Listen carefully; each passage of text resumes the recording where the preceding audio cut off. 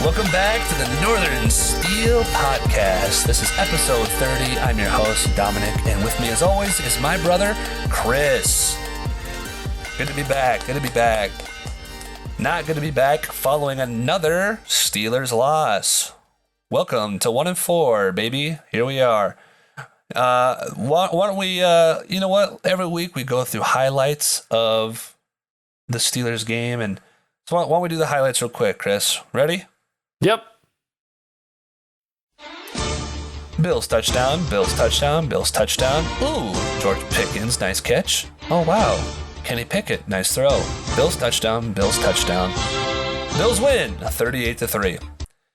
Riveting. All right, crazy stuff. What a great game to watch. I'm sure you guys are all fascinated with that display of football. But let's move on from that. I know a lot of you guys who might be listening, you've seen the countless articles and discussions about this Steelers team and where they're at and their losing streak, and hopefully they can get back on. Me and Chris thought, why don't we try to talk about something positive? So this week, if you can tell, if you saw the title of this episode, we have on two great guests. We're very fortunate to have Sam and Pam Highsmith, parents of Alex Highsmith, on the podcast. And we had a great discussion with them, and it goes something like this. Thanks you guys for joining. We have Sam Highsmith and his wife Pam. Thank you guys for coming on to the Northern Steel Podcast. Really appreciate that. This is something we've been looking forward to for a while, and I'm so glad you guys have been patient with our scheduling mishaps and the things that we do, and we're very pumped to talk to you guys about being parents of the one and only Alex Highsmith. Well, thank you. I know we've had a few scheduling conflicts as well, and my wonderful brain just kind of was out working and totally forgot. And like, oh boy, that's not good. Yeah. Well, thank you for having us. No worries. Mm-hmm. Of course. So, you know what? We'll just get right into it. Well, actually, you know what? Let's talk about this. How is your family? Are you guys doing good? We're very blessed. Both our, children were married this year, and Sam has awesome. And Sam has recently retired last year at this time, actually. And I'm in my last couple of years of teaching and just hanging on and trying to finish strong. So pretty good year then too. And you have a daughter, right? She just got married. What's her name again? Lauren. Mm-hmm. Lauren, congrats to both your kids. Congrats on your retirement. That's really great. Yeah. Thank you. What grade of students do you teach, Pam?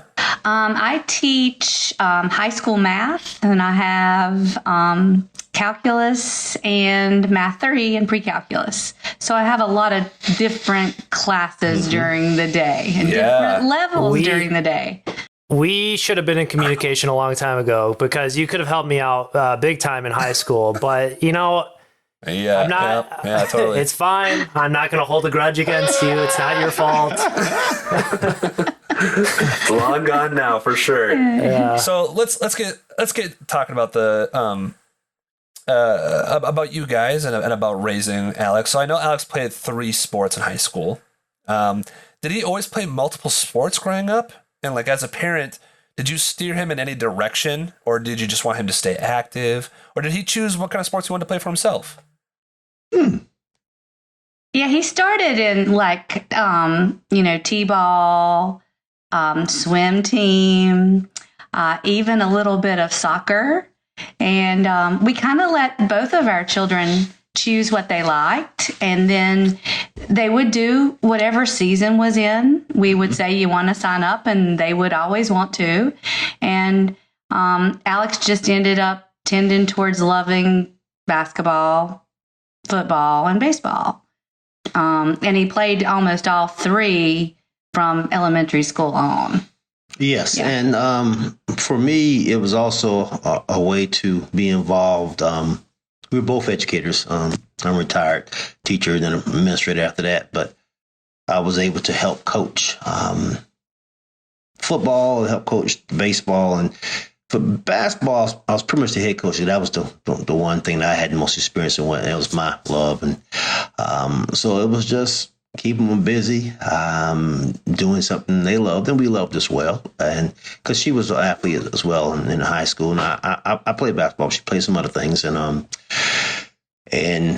our daughter also played, like she said. She didn't have the passion and love for it as Alex did, but she enjoyed it. She still participated, and we kept them involved. Cool. Now, did you go to UNC, Sam? I did. I graduated a few years ago. Yes. Did you play basketball there at all? Okay. All right. Here's the story. Great story. I actually told someone this Sit story back and relax. earlier. I love basketball. I was always a tweener, right around 6'2". Didn't have much of a handle. It wasn't the greatest jump shot, and I wasn't as tall as the guys. I could jump like crazy. Could dunk a basketball with ease like it was nothing. But when I got to that next level, I realized, whoa, this is kind of tough. I tried out for the JV basketball team. Thought about that for years. Wanted to do that. And Roy Williams was the JV coach at the time. Let's tell you how long ago this was. So I got cut the first round, and I was a little surprised. I didn't think I was that bad. So I actually got the nerve, went up to the basketball office, asked to speak to Coach Williams. I waited, and he talked to me, and I just told him, I said, look, just wanted to kind of see what happened and some things I can work on for next year. He said, well, I might have made a mistake. You can come out today. So he let me actually come back out after he had cut me. And I really got exposed that day. I realized, wow, because I would guard the big guys, and like they were like 6'4", 6'5", and I could just tell. And then once again, the handle and the jump shot wasn't that great. So we're running the steps in Carmichael before there was Dean Dome. I said, you know what? He was right. So I didn't even come back the next day. 2 years later, actually a year and a half later, I had some friends that one from Wilmington, where we're from, who was a cheerleader at UNC, and I met another guy playing pickup ball in the gym who was also a cheerleader. So, man, maybe I should do this. And another good friend talked me into it, and look who was a judge. There's Roy Williams sitting up there. Him and Bill Guthridge and two other people were judging me. And I thought, this guy's going to cut me again. That's what I said to myself, and I was really prepared for it. I made the squad, cheered for 2 years, and I asked him afterwards. He had forgotten that he had cut me, but he was my connection for tickets. I stayed in touch with him for the years after I graduated, and I've seen him a few times since he came back from Kansas, and he would remember. He was speaking. Oh, wow. He remembered me. So yeah, that's my fun story. I don't tell that very often. My old principal, the school we worked at, he would make announcements and say I was the only person who was cut twice from Carolina basketball team. So he thought that was a really good joke. No. Well, I always say that I could have gone pro in sports, but my talent got in the way of my pro debut. So was so close. So when Alex was playing sports when he was little, did you ever think that someday he could go pro, or did that thought kind of keep coming later, or was that never even a thought at all? You just were happy to watch him play? Well, I think a little boy who's playing in Pop Warner and they've got those little flags on, they have a dream of someday getting to do it. But that's exactly what it is, a dream. Yep. And he would put it on his little essays, and they'd make little picture charts. And what am I going to be when I grow up? An NFL player. And he would dress up on Halloween as Carolina football player. But it was just, a thought of like being a movie star. You want to be something other than somebody sitting in an office at a desk. You want to do something different. And but we just never imagined. Now, for me, the goal was, I hope what we're preparing them for, give them an opportunity to participate in high school. That was my goal. Hey, we're doing this. Hopefully you can play in high school and at some point potentially start. That was what I got out of all that. Now, you can see other parents who expect, oh, my child's going to go play in college and all that. It was just have fun and be prepared for that. So, that was our goal. I get it. I'm an athletic trainer for a high school, so I work with a lot of athletes and everything. And I definitely get my fair share of parents who come up to me and they're like, oh, my kid's going to be a D1. My kid is going to, and it's just like, it's very respectable just being like, hey, it's a step-by-step process, just like you got to put forth that effort. You're worth the work and ethics that you put into it. So like, you definitely tell between the people who like put in the work and that time and the people who are just kind of like, hey, I this is me, I'm going to get there, but never really try to put forth that effort. So he just, the older he got, the more he enjoyed it. And there was a lull between the recreational and he went to middle school and still didn't have that real passion to want to be great. He just enjoyed playing video games. Sure. Video games are more important then. Mm-hmm. And honestly, it was just kind of like, I think he realized after a while that, do I want to just do this? And then that switch kind of turned on. And he would choose, he always would choose being a kid and doing something fun over like something athletic, unless it was his game. If it was his game to go to, the game took priority over everything else because it was part of a team he was on.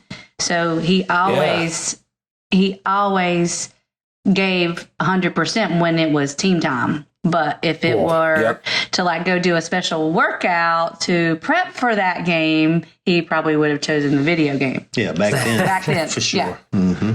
Yep. So that's really interesting. So because he was such like a regular kind of kid, just like how a lot of us are, I don't suppose that he was ever interested in going into camps or anything extra to help along his skills at all, or did you guys ever do any of those things? Well, I mean, you say. We did some travel, basketball and baseball, but where we would nothing with football. Yeah, but nothing with football. And the main reason, like Sam said, Very is cool. we asked him, Sam helped coach, and we asked him, do you want to do this? And he did. But it was so he could make them. It's very competitive at the middle school and at the high school for basketball and for baseball. So we just wanted him to be able to have the skills to make the team. Yep. And so doing those travel things helped with that because it kind of pushed him a little bit to put the time in. Yeah, and I think he also saw where he was compared to the athletes. Baseball is the thing he played the longest up until obviously college. He didn't play baseball then. But he started in T-ball. I didn't let him play basketball until he was at least in first grade. Because just being kindergarten, that's just too young for basketball. It is such, and T-ball is really too young, but you can kind of hang out there and play in the outfield and do whatever. So, but he was still competitive then. He was just wanting to be, just kind of be out there and I won't say be in charge, but he loved the competition part. But think about baseball, we knew as educators and just people in general, we knew that baseball is one of those things you have to play it away from a season to be good at it. So we had various travel teams. We were never on the elite travel team, which is fine. Same with the basketball. We were on the elite basketball team. And obviously you can't play football year round. And at that point, he didn't care about training for football. He was, like she said, his time away from sports was the video games and the friends he had. Most of the friends were related to sports and got the guys from the team to the neighborhood, but mostly sports related. Do you ever sit back, especially right now? Do you ever sit back and think about your kid then and his interests and just the kid that just wants to be a kid and play video games and like to stay active to where he is right now? Do you ever think about how kind of crazy that kind of progression happened to be? All the time. Mm-hmm. Yeah. I mean, honestly, yeah. I'm sure. And particularly, it's kind of fun for me. I'll drive by the fields and see the little kids out there playing. Sometimes if I have time, I'll stop just to kind of watch. And in all seasons, he's home training with one of the guys who this football player who played at Wake Forest, and he trains athletes for speed and agility and all these things here in town. And one day I was out there and just watching other guys in the field and just thinking, I remember those days. And the key thing for us, I think, we had realized we couldn't want it more than him. So when he was in those times, he just wanted to play video games. I wasn't going to force him to go out there and practice. But he did at least, I think away from it, we probably spent more time doing baseball things. I still have a bucket of balls in the garage. We'd go out there and just take them out of the field and just hit and throw. And he was actually pretty decent at pitching with placing the ball. Wasn't the fastest, didn't have the much speed. And really it's because we didn't focus on it. I think strength-wise he could have probably been really good at it. But honestly, probably would have hurt his shoulder. And so things work out for a reason. But yeah, we spent a whole lot more time with baseball away from it than we did with any other things. Like, just did. I mean, throwing and catching, you can do that in football, but unless you are this person going towards being a quarterback, right? And I mean, defense was something he enjoyed when he was young. So I mean, it's not for so much practice you can do that out of season. No. Yeah. Unless you're just hitting people randomly, staffers or whoever. Yeah. He always got mad at us because we didn't let him watch wrestling when he was little. He tells us about that all the time now. He's like, you never let me watch wrestling because I knew he'd be jumping on people. So. Yeah, for sure. And I watched it. I was young, which is a crazy thing. I mean, I was a big Ric Flair and my dad. The original Ric Flair. Ric Flair has been through so many generations, but when Ric Flair and Ricky Steamboat and Wahoo McDaniel and those guys before Andre the Giant, I remember watching it then, but I just never, I didn't enjoy it as much older I got. 'Cause I just saw the fakeness in it. And I really wish I would have because I enjoyed watching The Rock and all those guys. Yeah. I really learned more about those guys as wrestlers when they became actors. It was really crazy. Cena and all of them. I mean, I remember, oh, yeah, that's the guy. He's an actor. No, you wrestled too. Yeah. That's right. Yeah. So when you guys weren't so busy, with sports with the kids, what are some of the fun things that you guys would do as a family? I followed all three of them around to theme parks. They were roller coaster junkies, all three of them. And I would just hold all the stuff while they would ride. So, but we not a roller coaster person yourself? No, I wish I were. Yeah. So, but we would all have the same spring break once the kids got in middle school. So we would take a trip in the spring break, and then we would try to take a trip during the summer. And they would always choose, Busch Gardens. We would try to go to Florida maybe every other year or so. And they would just ride roller coasters the whole week. Yeah, I really felt bad because she didn't enjoy it as much, but she wanted to do what the kids wanted to do. And yeah. It's a mom thing. Mm-hmm. I get it. My whenever we would go, my mom, she always tell us growing up, she was a big daredevil, and she would be like, "Yeah, I'd take like 3-wheelers off," and we're like, "Mom, why are you so scared going on these roller coasters with us?" She's like, "Well, when I had kids, everything changes, and then you just get so scared, and like you don't want." And I was like, "Come on, don't be this way. Just ride with us." But she'd go on and she'd close her eyes and just just chop for y'all. Yeah. And that's me right now. I have 2 kids of my own. I have a 9-month-old and I have a 2.5-year-old. And sometimes the little things that they do, I'm like, you can't do that. And then I think about the things I did as a teenager, and I'm like, oh Lord, I think I'm going to be in for it for sure. Yes, I was a little like that when Alice was born, but once I realized they aren't breakable, and I was a lot more, I won't say not worried about Lauren, but I was like, it's okay, she's gonna be fine, and just kind of, come on, get up, you'll be fine, tough it up. I'll definitely throw them around, so I'll definitely toss them. When you guys, so you guys grew up in, or you guys lived in North Carolina, right? And you grew up there too, with the kids. I guess the kids grew up there. And you grew up there, Sam. But you guys raised your family there. Yeah, I'm a native of Wilmington. My mother and both my parents are both born here as well. I just never left, except my 4 years of college. I've been here the whole time, and just never left. And started working at the school I attended as a student. That's what she student taught. That's how we met. But I'll let you explain your.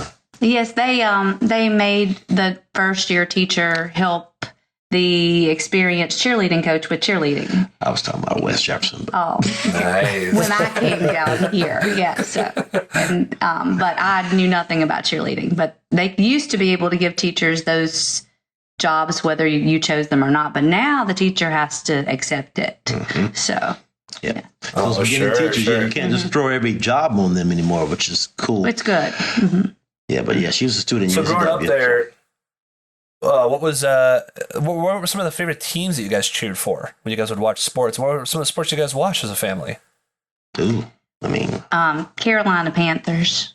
Yeah, we watched the first time they were the Super Bowl. We had our very first Super Bowl party when the kids were little and got a cake. And, With the Patriots? that was it. That bummer. game, they kicked the ball when. Oh yeah, and we When he kicked the ball out of bounds, I knew we were going to overtime. And he was such a reliable kicker. But when we gave them the ball, that was before Brady was really Brady. He was still here. Only one at that time. I said, it is. They're going to kick a field goal, and that's what they did, and they beat us. Oh, man.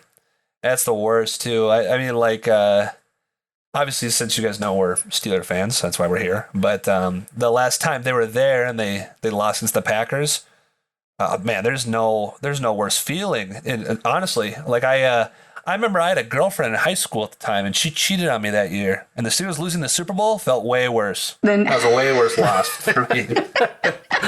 That's great. That's great. That's why she wasn't the one. Yeah. Exactly. So funny. I had a buddy of mine in high school. He was a big Bengals fan. He still is. And he would always tell me, "Oh, you can't be sad. At least you made it to the Super Bowl. We've never been." And I said, "Dude, if you felt it, you'd change your mind." He's like, "I'll never feel that way." And now that just happened. The Bengals went to Super Bowl last year and they lost. And I texted him and I said, "So, do you still feel the same way?" And he told me, he goes, "No, I'd rather they lost in the playoffs somewhere else." He goes, that sucks. Losing on the big stage is awful. Yeah, and I think back then, I know I pulled for the Steelers in that game when they played Arizona. Is that the year before? Whenever I have some mad respect for Tomlin, but I also love Larry Fitzgerald. So I actually ended up as I watched the game, pulled for Arizona more than them, but then I wasn't upset at the end because it was a really good game. But I was kind of pulling for Fitzgerald. So, I mean, yeah. I was just going to say, honestly, and it's funny you say that because we were saying the same thing. If the Steelers were not in that Super Bowl, the Cardinals were such a fun team to watch and such like an underdog story. Like Kurt Warner, Larry Fitzgerald, that was like the whole the whole world was rooting for the Cardinals. But like if we weren't in it, that's exactly the team who we were probably going to cheer for at that moment. Yeah, definitely. Yeah, as long as it wasn't the Patriots. I mean, yes. Amen. Oh, my God. Yeah, pretty much. Oh, gosh. I have a really good friend we were both administrators here in New Hanover County. He still is. And I really got introduced to that love for the Steelers, that craziness when he moved. He came to our schools, to AP, when I was AP as well.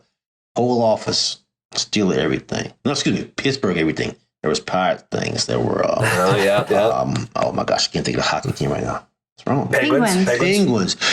Oh, I said, what's going on in here? And it's like, I thought I had a lot of Carolina stuff. And I had a whole lot of UNC things in my office because that was my lovely time. I mean, I didn't have a lot of Panther stuff. It was all UNC from my time there, plus all those years after. So I had that same feeling a different way from all the championships we won at UNC and the expectation of winning all the time. I mean, it's very similar. So I feel for how these Steelers fans are feeling right now. Because when you've won, you want to keep the expectation is you're going to win. Yeah. Not easy all the time, but yeah. And just to give you guys a little background for us too, we like to pride ourselves on this podcast as being logical fans, and I'm sure. Unfortunately, Sam, I've seen it on Twitter. I know you deal with a lot of craziness on there from a lot of yinzers. That is not, we do not claim them, but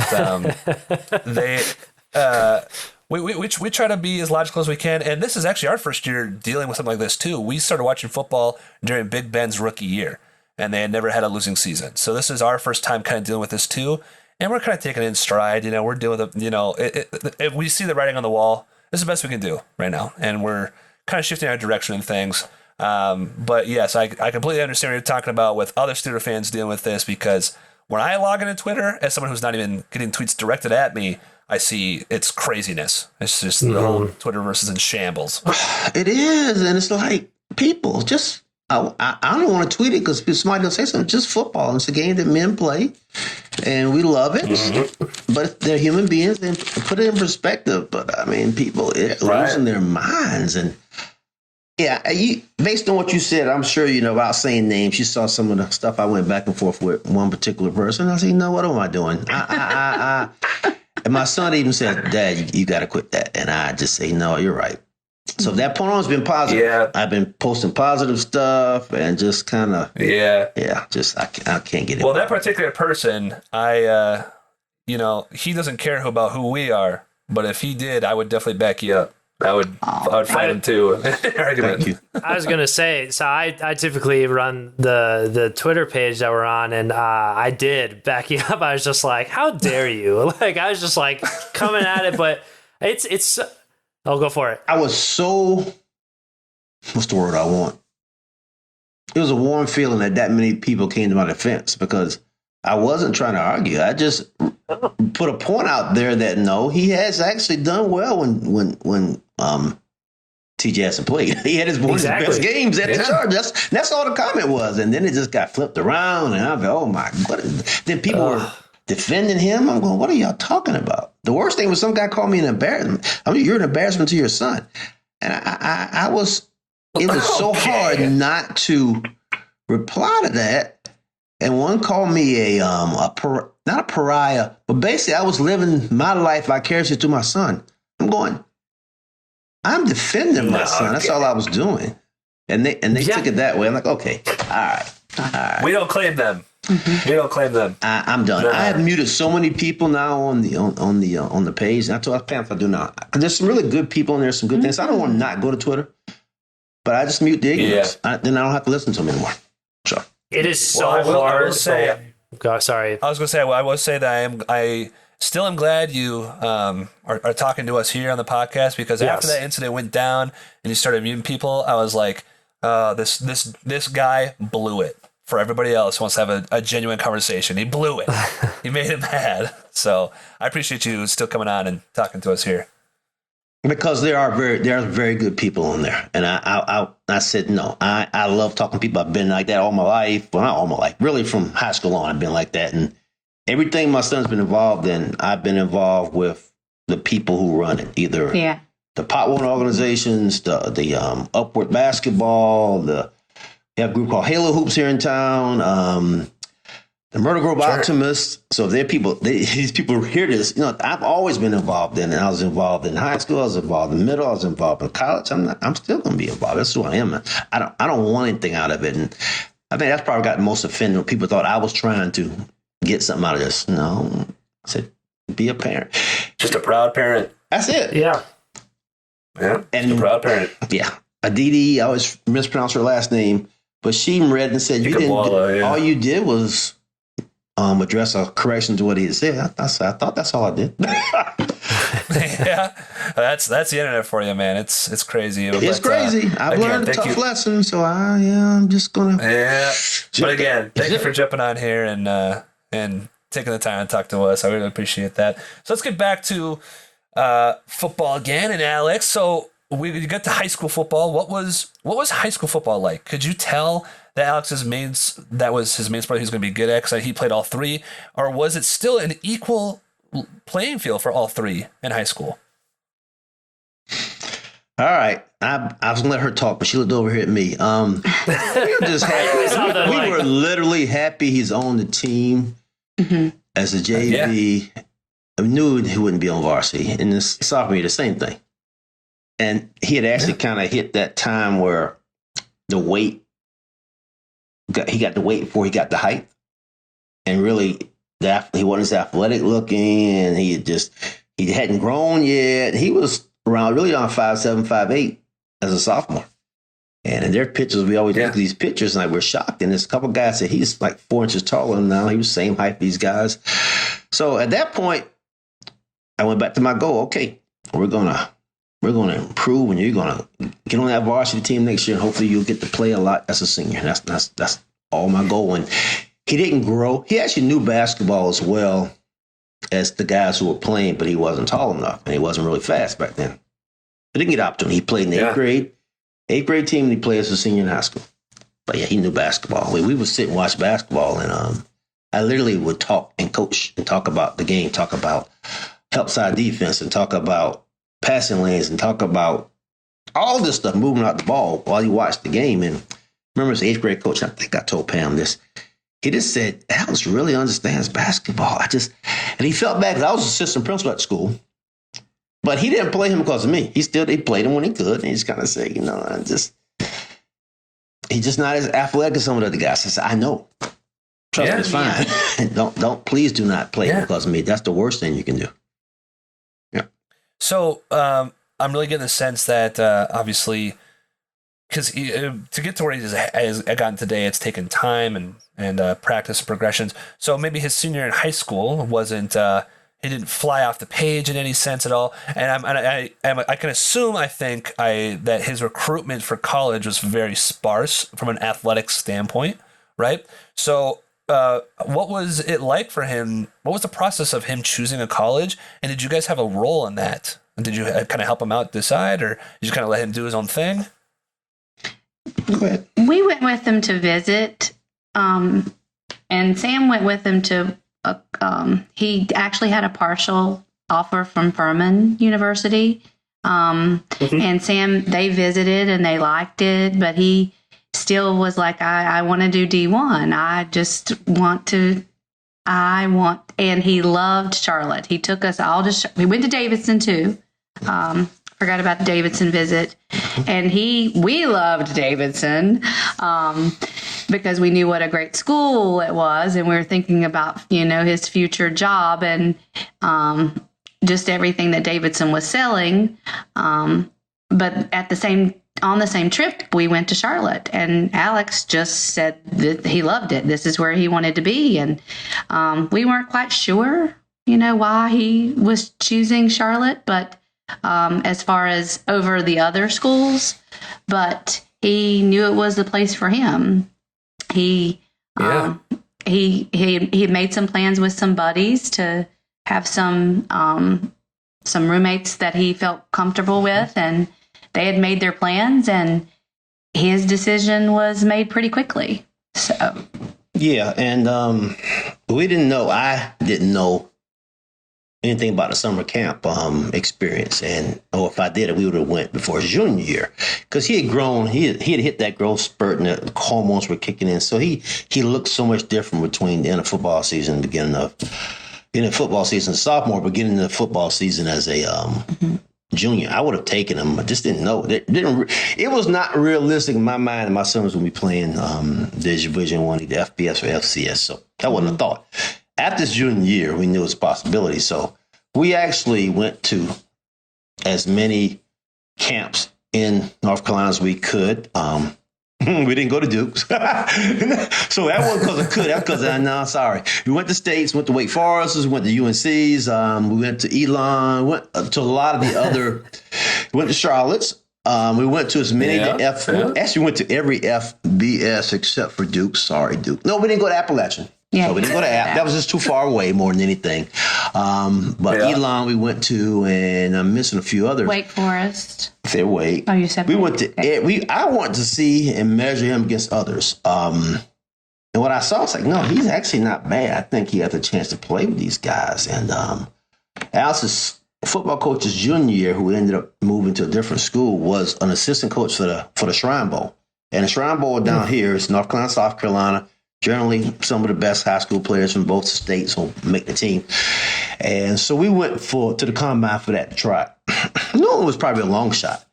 And I still have that roster. I really want to go back and look all the people who were at the combine and see how many of them actually made it to the league. And I have a feeling he's probably one of the only ones. But he wasn't that far behind them. You can tell he was a lot more raw. We went to Charlotte's camp, and I love this story. One of the assistant coaches, I'm close my eye helps me think better.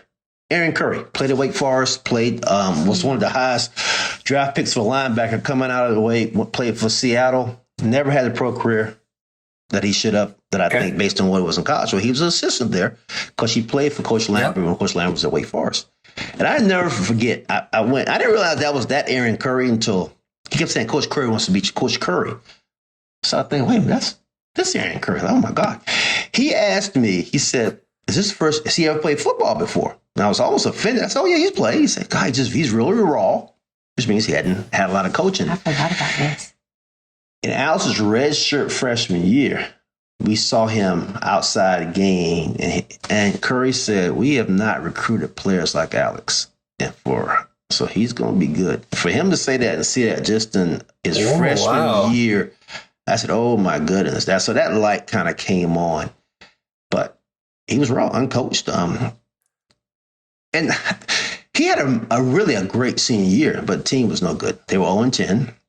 And we know by then, most of the scholarship offers are already given out. So we knew walk-on would really be the only opportunity. He had over 100 tackles as a senior. He made all region. His first team. There were two that's great. unanimous all conference. He was 1 to 2. So he was that good. He was 6'2" at the time. If he would have been a better school, I think there would have been some potential. But the story worked out the way it should have. And the whole thing is, when we went to Furman, I could tell he didn't really want to be there. It was nice. I liked Furman. Davidson, we liked it because we knew the academics, but I didn't personally think he would enjoy that. And I never said it because I wasn't going to be part of that. That was his conversation. And thank goodness that just kind of worked its way out. Worked it. But he really loved Charlotte. And the beauty of Charlotte was they were moving from FCS to FBS. So their walk-on numbers increased because their roster was up to 120. So it was perfect timing.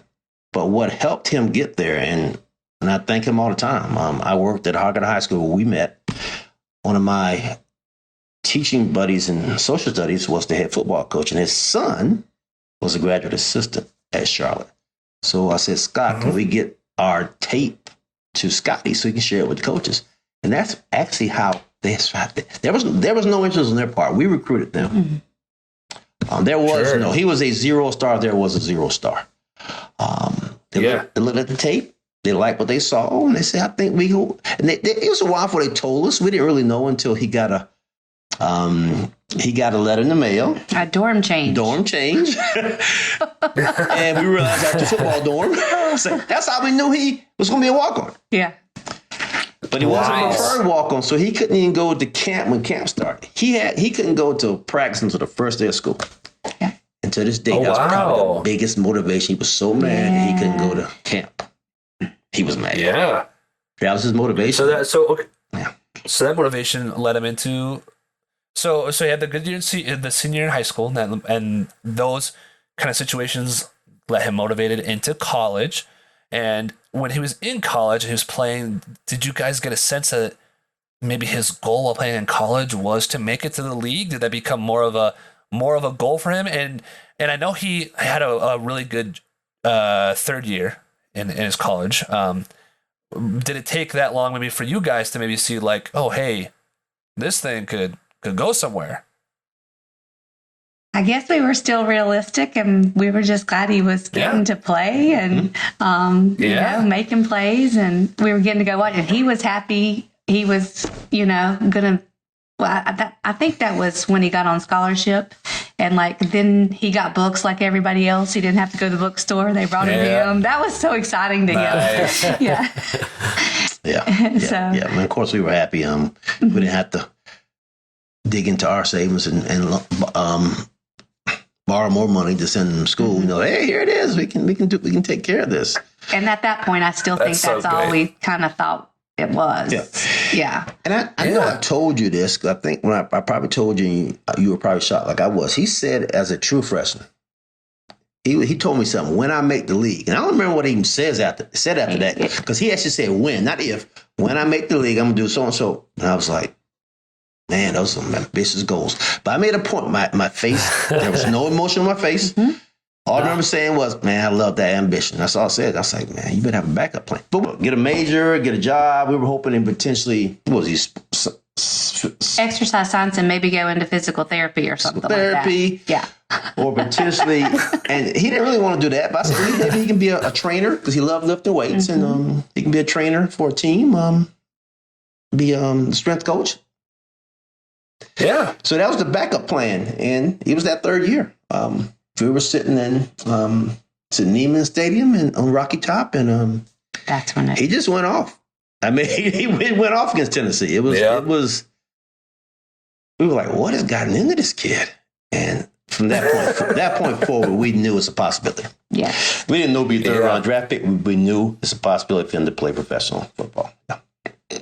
So you actually answered one of the questions about his major and his plan B, which is great. So let's fast forward through college, and I want to ask: college is getting done into the NFL offseason. How involved were you guys in the pre-draft process?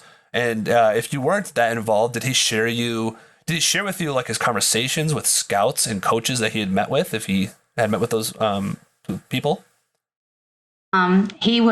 He would text us and say, "Got to talk to so and so today, and think it went well," and send smiley emojis, and had a good workout. It's freezing cold here. So he would communicate with us a lot, and just let us know how he was feeling and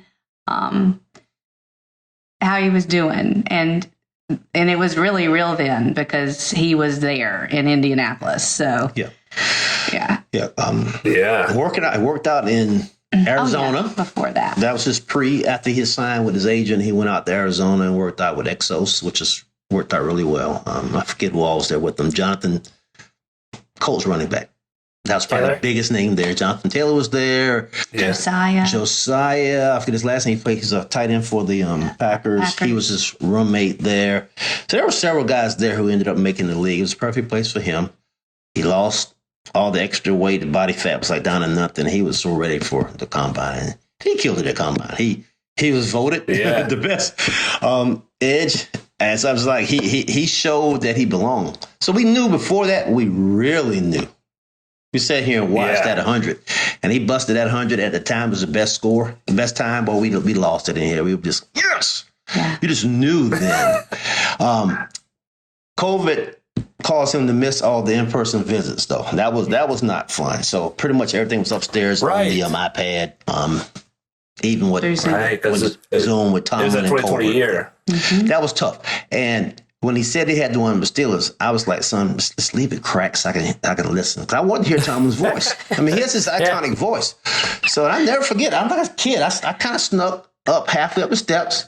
And I heard Tomlin laughing. I thought, oh, my God, this is real. This is crazy. My son just made Tomlin laugh.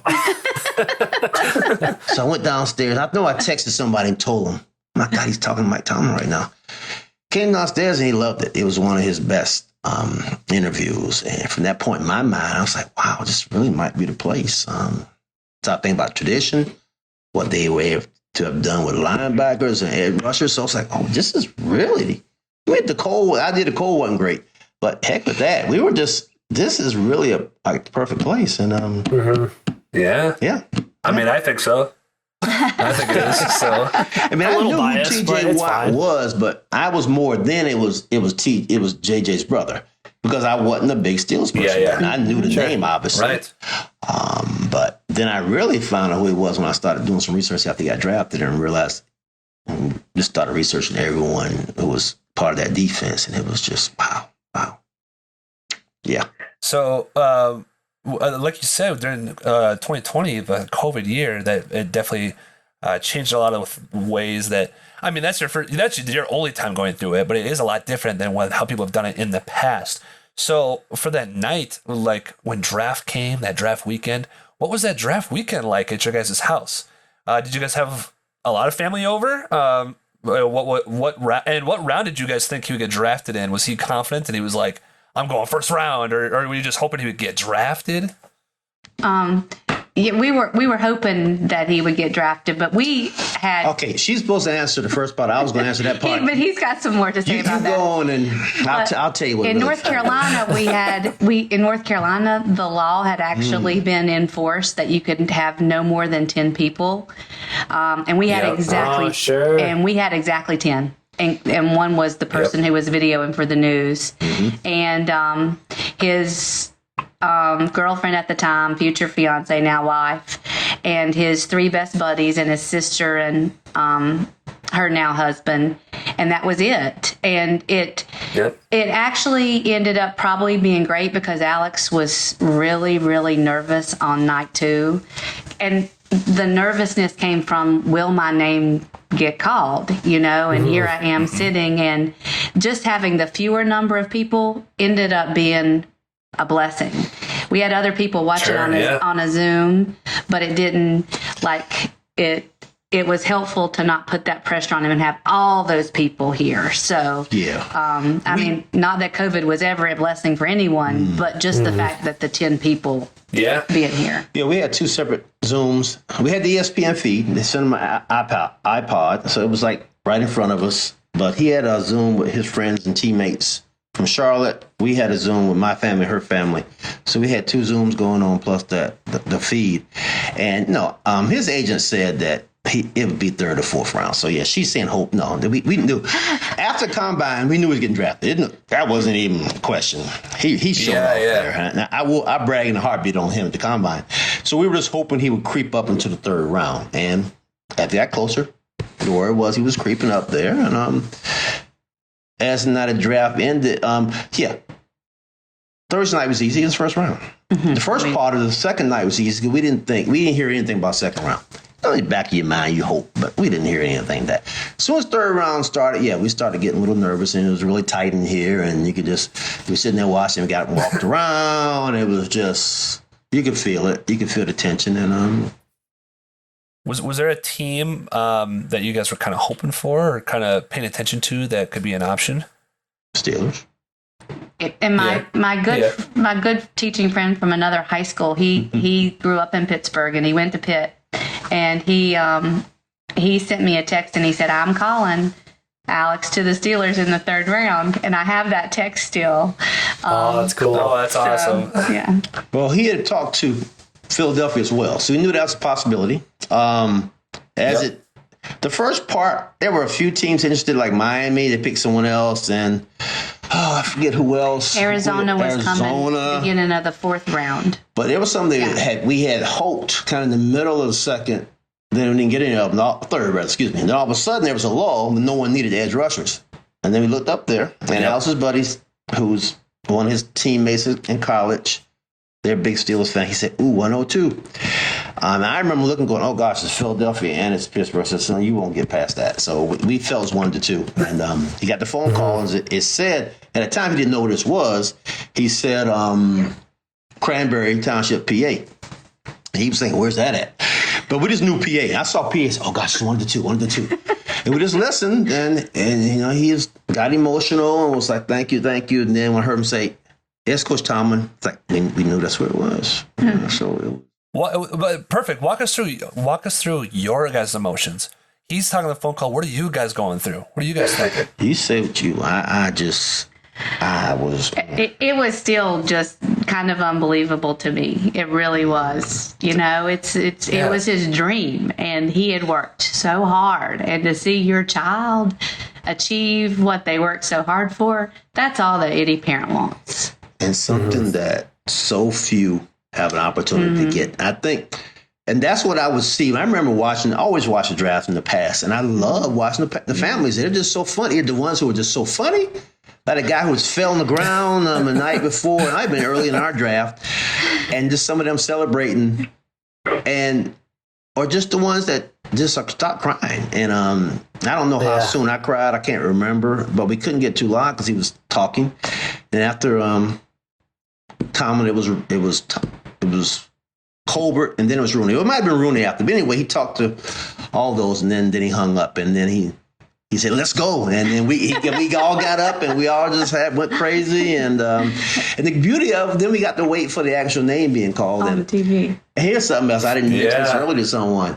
Because of COVID, we had Roger Goodell read his name. He doesn't read in the first round. So that's a blessing that the video we have with Roger reading it, which is really cool. And we wouldn't. I don't even think I say this. I don't think we would have went. Even if he was a first round pick, I don't think we would have went to the celebration. We would have stayed. We would have kept it at home. Mm-hmm. That was never the right options. People. It was an amazing number of people who asked me if we were there. I'm going, okay, it's COVID. They didn't have it. No one could be there first and foremost. Yeah. I'm going, guys, he's not going to be a first round pick. Why do y'all think we're going to be there? But yeah, that's what it is. A lot of people didn't get it. That is kind of they didn't get it. That's so wonderful. It's so exciting. from a fan perspective too. Chris and I, we're actually getting more into it now, especially with this podcast, like trying to watch some college tapes. But we actually don't watch college football. But we're always excited about the draft. And I remember when the 3rd round pick came and they announced Alex Highsmith's name. Chris and I were on the phone and we're like, "Who's that?" We went on YouTube. we looked him up. We saw the highlights and we're watching it together. And we're like, "Okay, look at him. He's pretty good. You can fit it in there."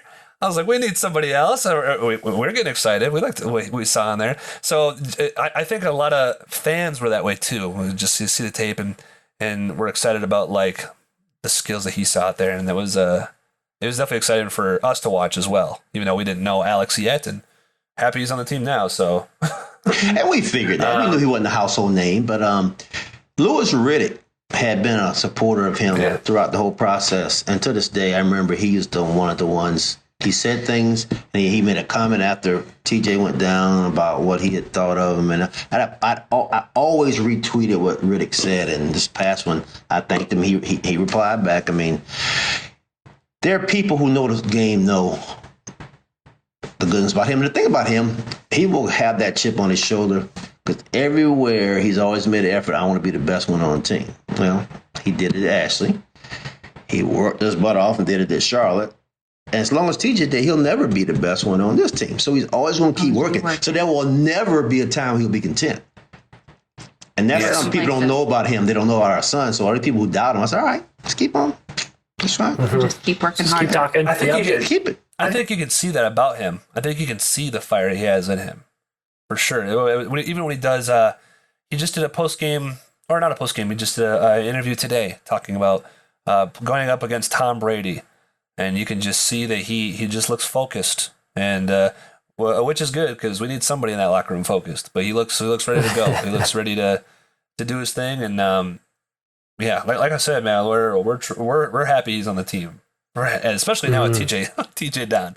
Definitely happy he's on the team. So, and I'm happy he hasn't disappeared. Sorry. Yeah, he hasn't gone in witness protection like someone said, and I knew he would. No, I mean, I knew that was just ignorant when I heard that. Okay, whatever you say, that's fine. Yeah. Well, if I can be fair too, the whole defense has kind of gone through the witness protection program, but that's not just one person. That's a whole conglomerate. But Chris and I will get we talked about that. So it's been surprising. They'll get it together. I just have to have faith that they will. I'm not going to sit here and just say everything's got it. You have to trust professionals. They're going to do the right thing to try to fix this.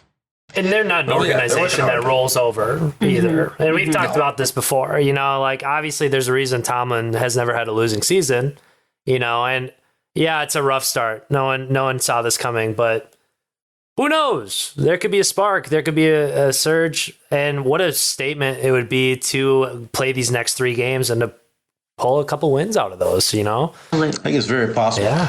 I mean, I hate being negative. The only one I'm doubting is the Philadelphia one. It's not because I don't trust my son and his team. That's a tough one.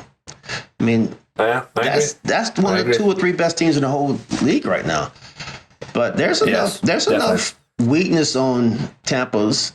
And particularly if Tua doesn't play, that's a winnable game down there now. And TJ should be back by then. That's definitely winnable in Miami. So I was going to say, and we said this last week too, before the Bills game, we're like, well, out of the next 4 weeks, if we do well, there's 2 games that I could see us winning, and it would probably be Miami and Buccaneers. But, we'll see what happens.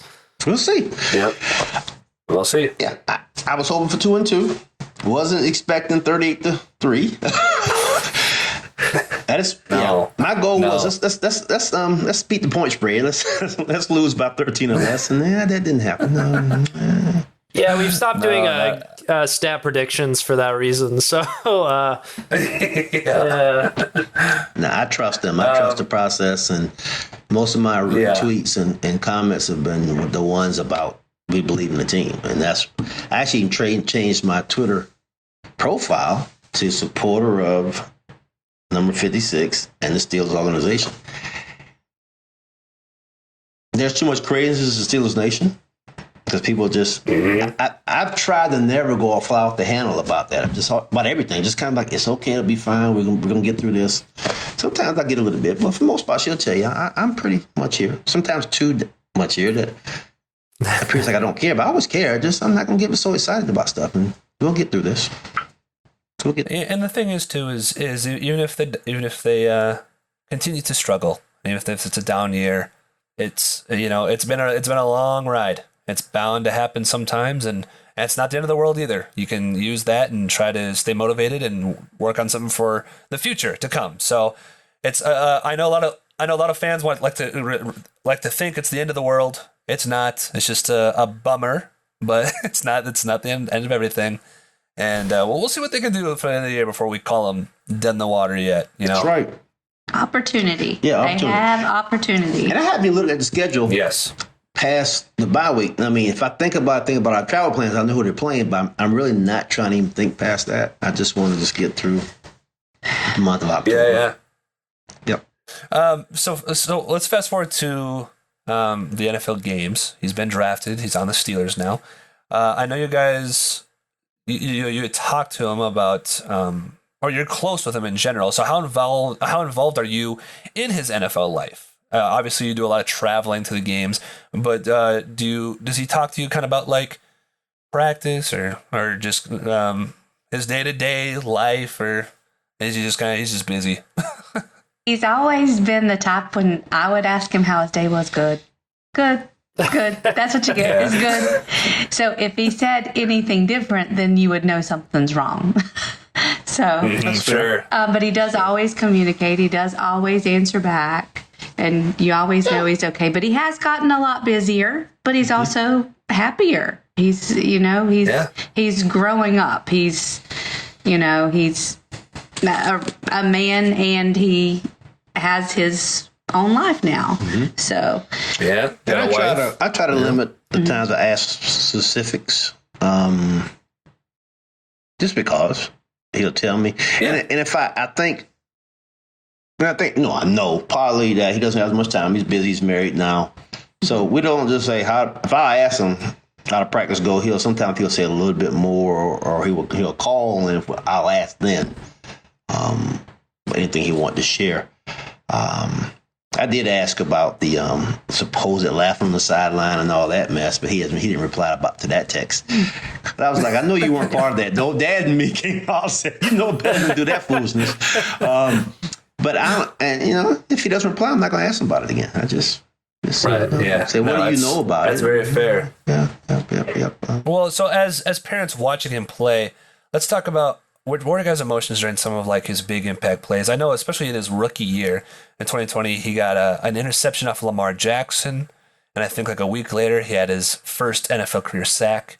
What was that like watching that in his rookie year, because he wasn't starting yet either? Correct. His dad was at the Ravens game, and I was here at home, and I was watching with my daughter, and she said, Alex just got an interception, and we had to rewind it. We missed it on live TV, so we missed it. We were both there in Dallas when he got his first sack, so... It was pretty crazy. And they were in the end zone where we were sitting. And ironically, the best seats we've gotten, at least the rookie year, the best seats we got from the visiting team was Baltimore. They actually had good seats for us. The other team seats were awful. So we're in that end zone. Me and my brother-in-law said, let me get the camera. You never know, it might do something. So I actually have my own video of him getting that interception. Wow. And I used to be a photographer in high school for the yearbook, and photography was one of my hobbies. So I was focusing on video on it. When I saw it, I said, George, did Alex get that? He said, yes, son. But I did not get the camera didn't do that shaky stuff. It was focused. And I made it. That's just me. Locked in. Professional side of me, but I was yelling in the background. I would have bet hundreds of dollars that he'd get a sack for an interception, and probably mostly for edge rusher. Oh, yeah. But the kid hadn't had an interception since Pop Warner. Literally Pop Warner. And I have the picture. Ironically, someone who was taking pictures that year took a picture of it, I was going to put that in that. That's one of those I never did. I just kind of forgot. But at some point I might do that. But yeah, that was the last time. Yep. And on Lamar too. That's a good first pick. Let's hope this That's a good happens first again. pick, Buddy. Oh yeah, one of his best friends from high school is a huge Ravens fan, so he'll go to the game and sit with us, and it's so funny. Yeah. So No cheering for Steelers. except he does cheer for Alex. Just for Alex. Won't cheer for Steelers. He was at the Bills game last year with us. He wasn't cheering for Steelers. He was cheering. No, It was just Alex. Oh my goodness! And he got into it with some Pittsburgh fans when he was at the Ravens game at home last year. And I was almost going to intervene and say, guys, man, he's one of Alex's best friends. Don't let it go. He loves his Ravens. I mean, I'm sorry. I mean, he does. We respect that. That's the way it is. And he said, Yeah, for sure. I don't care where he goes except one place he can't go. And that's the one place that drafted him. He was like, oh my gosh. He said he'd been fine with Cleveland or Cincinnati, but don't go to the Steelers. And that's who drafted him. So that's crazy. Yeah. Well, so what about week 1 of this year? This 3-sack game. What are you guys feeling about that? That was crazy. We were really. I get nervous at the beginning of every game for him, and for the team. I mean, and for the team. But when he got the first one, it's kind of like the pressure was off because he puts a lot. That's what I felt. He puts a lot of pressure on himself to make sure that he gets it because it's just his job and he's supposed to do his job. Yep. And when he got the first one, it was like, oh, okay, still hope we win. We're going to win. We're going to win. We're going to win. And then the other two came and we were just like. Yeah, because we couldn't tell it was interception or a strip sack. We just knew he hit him. And I think the TV people said it was interception. Then once somebody texted me and said, that was number 2 and a strip sack. I was like, what? He got a strip sack? And then I remember the third one we sat there and said, bam, he got him again. I looked at it and said, oh my God, he had 3 sacks in a game. And I just like, he's got to be leading the league. That's what we thought. I thought myself, God, unless it was Chandler Jones doing what he did last year in the first game. It's like, oh my gosh, he's 3 sacks. And he was leading. And the cool thing, he was leading. He's led either 2 or 3 of the 5 weeks. He's led the league in sacks. And I can't even tell you how that just doesn't even seem right. It doesn't. I think it's just this week that people have passed him only by half a sack. So just barely, but it's just this week. And I gotta think too. What could have. What his numbers could be if TJ was still in there, because I think they're a great duo that can play off of each other. And Alex already has 5.5. I mean, unfortunately, the Jets quarterback was a little too wiggly, but I mean, he could be an 8. He literally could have 8 That's right crazy. now. That would have been what's the other quarterback? It'd been Flacco. Those have been 3 sacks. No ifs, ands, and buts about it. And he would be totally. He would still be in the league, which is just crazy. And he was excited about tying the record, but he was even more excited about he almost eclipsed his career record of career sacks in the 4th game. And that's where he's more disappointed in, that in 4 games he's already gotten over 6 sacks. So it'll be there. I hope it's this weekend. But if not, I think by Miami, I think he'll get it if he doesn't get this weekend. Brady just gets the ball out so quick, man. That's the thing. He really gets that ball out quickly, and we've got to have some help. He needs to. He's older, so he needs to. Yeah, so he doesn't want to get hit. And we'll see. They'll scheme. A lot of people, again, I gave him a hard time. Well, not a lot. I didn't read a lot of Twitter. But as I watched the game, and we haven't gone back and rewatched it, there was some scheming done to keep the ball, either keep protection on the side when they ran that way, and Josh Allen got the ball out pretty quick. Or he took off and ran. He didn't just hold the ball in the pocket. He didn't. Yeah. It's hard to sack him. A little more difficult. They're a very, very good team. The Bills are, and will probably be a Super Bowl. It will probably be in it. I'm sure they will be. So that was a tough matchup, obviously all around. But like you said, moving forward, we'll see what they can do, and I got faith they can string some things together and do some positive plays. But I do want to reiterate again. Thank you for talking to us, for for this long time. This has been a great conversation. I hope you guys have had a fun time talking to us, because we sure have. We've enjoyed talking to you. If you've had such a good time, feel free to let Alex know if he's got a free hour on a Wednesday. He could always hop on here. But before we let you guys go, I would want to say, I would like you guys to tell me, what is your favorite thing about being a parent, and what would your advice be to other parents out there? Gosh, that's tough.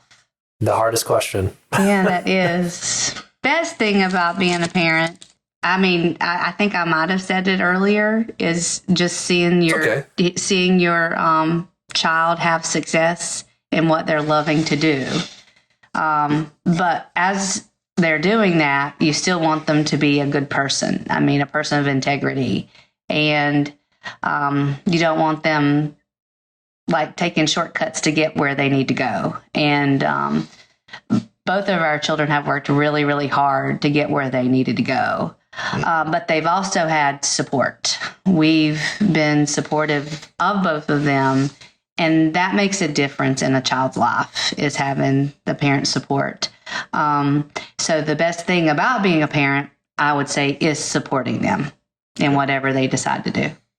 And I think one of the best things is having a professional athlete, one of the best in what he does in the world, which is crazy to say, but he's still a normal person, and he hasn't changed. And I can say with conviction that he's still the person he always was. And I told him, and I tell other people, if he changes, I'll knock him upside the head, and I'll run real quick because he can catch me, and I don't want to see what he'll do to me. But that was figuratively what I would do. Literally, I would literally just be honest with him and say, man, something's not, you're different. Now, he knows we would tell him. And the advice I would say is just don't try to live a life for your kids, but be 100% supportive of what they want to do, and be realistic. Be in education as long as we have, and me being an administrator, 2/3 of my life of education. I've just seen so many parents either give the kids too many materialistic things, or build their heads up in their egos, and just not doing it really disservice. Remind them that they're just a human, and that they're not better than anyone else. One of the best compliments was a lady, I think she was a custodian at the high school, and I was out there senior year, and by then he was really good, and then people knew he was at school, and she said, I'm just so surprised that your son is so modest and so nice. I said, well, thank you. I said, that wasn't an option. I mean, it just wasn't. You will not, there will not be a cocky person in my house. And I said that, and I mean that, because no, we don't believe in that. That's not who we are. And just support them, but don't let them forget they're human beings. He's prepared. I mean, be prepared that if it doesn't work out, you got something to fall back on. And we know he has something to fall back on. Just say he goes out there and has a horrific injury and he can't play anymore. He's good. He'll be fine. Then he can work with me. He'll be fine as an adult in this society. So right. That's really great. Well, thank you guys for sharing that, and thank you guys for coming on to our podcast and talking to us. We really appreciate that. Thank you again, Sam and Pam Highsmith. Do you go by Pam or Pamela? Pam. You had it right. Pam. Perfect. Sam and Pam, like Dr. Seuss. Thank you. Yeah. Oh, perfect. Sam and Pam. Sam and Pam. Thank you guys again. Thank you guys again so much. We really appreciate you taking the time to talk to us. And you know what? Do you have any last things to say? Anything you want to plug? Because you actually were talking to us a little bit about something you're doing, Sam, that you're getting set up. So why don't you talk about that real quick, and then we'll get rolling. I appreciate you saying that. The foundation, which we started right after football after his rookie year, the Alex Highsmith Family Foundation, helping to improve the lives of youth, the underserved people in the community. We have a race dedicated to the young lady who lost her life, who was his high school friend. And it's going to race. It's a 5K. It's going to benefit seniors here in New Hanover County through scholarships. Originally, we were just going to have a scholarship in her name at the high school they both attended. But I started thinking bigger. Let's do something more for the county. Let's do this race. Let's get some sponsors. We're even doing a raffle for tickets to the Panthers-Steelers game. in Charlotte in December. So both of those things are on my Twitter. I've got them retweeted, and we have Facebook page with all that on there. And I'm not even sure if they're on our Alex Highsmith familyfoundation.org website, but we'll get them on there as well. So that's what we're doing, giving back to the community by honoring a young lady. Very cool. Beautiful. Yeah. Well, thank you guys again so much, and go Steelers. Yay, go Steelers. Let's get that win. Get the goat. Sack the goat, baby. Perfect. And that was Sam and Pam Highsmith. What a great conversation with those two, Chris. What do you think? Yeah, honestly, it was amazing being able to pick their brains and just talk to them a little bit about, what it's like being a parent to Alex and just kind of like their roles in it. It was so cool and such great people. Honestly, would love to have them back on. It was awesome. Great experience. And from what I could tell, just great parents as well. And if you are a new parent or think about having kids, I hope you got a little something extra out of that podcast, a little of that conversation that you're able to take with you, and when you are potentially raising your kids in a world of crazy athletics and the ups and downs of what that kind of looks like for a child. I thought that was such a great conversation and really enlightening as someone who has got two sons of his own who's they're trying to grow. So moving on with the Steelers, let's talk about they're playing the Tampa Bay Buccaneers this week. The GOAT, Tom Brady. Usually we go through keys of the game and we go through predictions of how that game's going to go. Honestly, you guys, unless something changes, which right now it doesn't look like it is, but until we see something change, we're just going to skip that. This podcast is very long. We had a great conversation with the Highsmiths about their situation. I want to keep this positive. So instead of talking about the keys to the game, which are the same three keys of running the ball and getting pressure, let's just move on to our game predictions for this entire NFL week. Like we said, we're keeping score, and at the end of this season, we're going to ask for a certain punishment for one of us to serve, and maybe you guys can decide what that punishment can be. But as of right now, let's go through all the games, Chris. Rapid fire them off, and we'll call it a day, and hopefully we can come back next week with a Steeler win. Amen, brother. All right, Thursday night, we got a barn burner, Commanders at Bears. This is a tough one. But I think I'm going to, I think I picked otherwise for this one. I'm going to say the Commanders. I'm going to say Bears. I said the Bears in the other one, but I think I'm changing my mind for this one. I'm going to say Commanders. I don't know why. Ravens at Giants. Ravens, even though the Giants are like the G-men, they're a legit team this year. Okay, if the Giants win this game, now they're a legit team. Sure. But I'll hold my reservations for that. I'm also picking Ravens, but I would love a G-men win. You got that right. Jaguars at Colts. I think I said Jaguars for this one. I did as well. I am saying Jaguars as well. Patriots at Browns. Unfortunately, the Browns. I'm gonna have to go with them. Unfortunately, I agree. Unfortunate is right, but Bailey Zapp, do it for us, buddy. Give us that victory. Bengals at Saints. Bengals, easy dub. Yeah, I'm gonna go Bengals as well, but Winston. Crab leg Winston, get us that W, my brother. Yeah, I saw he might be coming back, so. Buccaneers at Steelers. I just feel like I'm not in the right place to answer this question. Could we? No, I'm gonna. I think until something changes, I'll say Buccaneers for this one. Unfortunately, that's very fair. And I'm going to go Steelers. Wow. Just to be different. Wow. All right, throw me under. Now, am I going to be shocked if the Buccaneers win? No. But I am going to try to stay positive. I'll pick Steelers. Sure. 49ers at Falcons. Let's go with 49ers. Yep. I will do the same. Jets at Packers. Jets, Packers. Yeah, I thought you were going to go Jets too. I got to go Packers as well. I don't think Packers are that good of a team, so maybe they might get surprised, but yeah. Vikings at Dolphins. I got to go with the Vikes. They're looking pretty good this year. Well, unfortunately, with Tua's injury still. And Teddy. And Teddy Bridgewater's injury. And they're playing Skylar Thompson. I got to go with Vikes as well. Panthers at Rams. Yeah, I mean, come on. Probably Rams, I guess. Yeah, I feel like last year this would be. Yes, the Panthers aren't good. Dude, neither are the Rams. They're better than the Panthers. And you thought they were better than Dallas. And look how that turned out. Yeah, that's fair. That's true. That's my bad. Cardinals at Seahawks. I said Cardinals. I think I'm saying Seattle. Becoming a Geno Smith believer. Yeah, that's fair. Bills at Chiefs. This was a tough one, obviously, and I feel like Chiefs have had their number for a while, but I'm going to say the Bills. I am too. I think they're a stronger team. Cowboys at Eagles.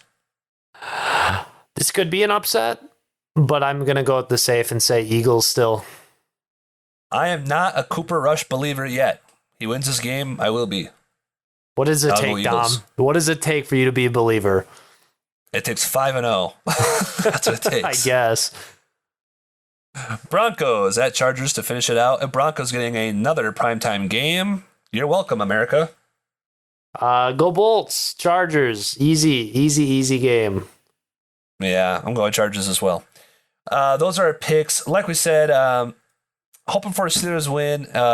We want to thank you for listening to this extended podcast and joining along with the conversation. If you would like to talk to us or reach out to us, or please feel free to message us on Twitter or Instagram. Follow us on TikTok, on YouTube, on Grubhub, on Pizza Hut, on Weenie Hut Juniors, whatever social media app you do use.